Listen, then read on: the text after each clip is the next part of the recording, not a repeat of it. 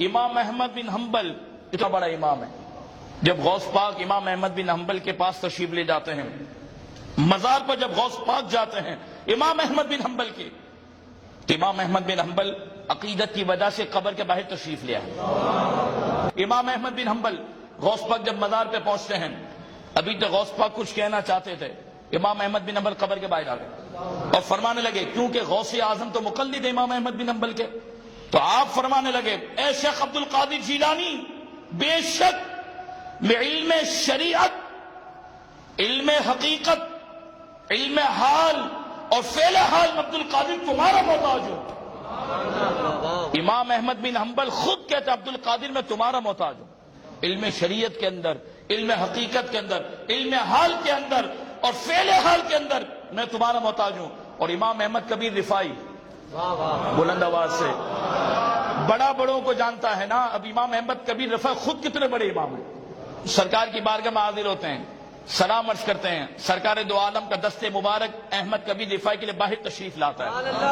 اس وقت 90,000 لوگوں نے دیکھا کہ امام احمد کبیر رفاعی کے سلام کے جواب میں سرکار نے ظاہراً اپنا دست مبارک نکالا، فرشتے بھی رش کرنے لگے کہ ہم صبح سے شام تک، شام سے صبح تک سرکار پر سلام پڑھتے ہیں، دیدار کی جھلک بھی نظر نہیں آتی۔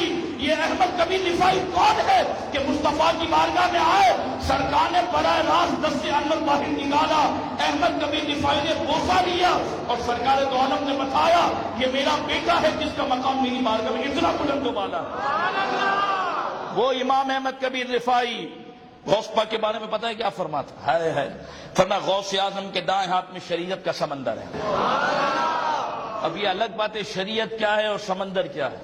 دائیں ہاتھ، ہم کیا کہتے ہیں؟ یہ میرے دائیں ہاتھ کا کام ہے۔ کیا کہتے ہیں ہم؟ یہ میرے، تو آپ فرماتے ہیں شریعت کا سمندر غوث پاک کے تو دائیں ہاتھ میں، بائیں ہاتھ میں حقیقت کا سمندر ہے۔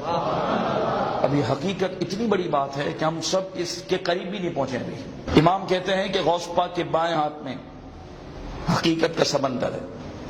اب سنو، جس میں سے چاہیں پانی پئیں اور زمانے میں ان کا کوئی ثانی نہیں ہے۔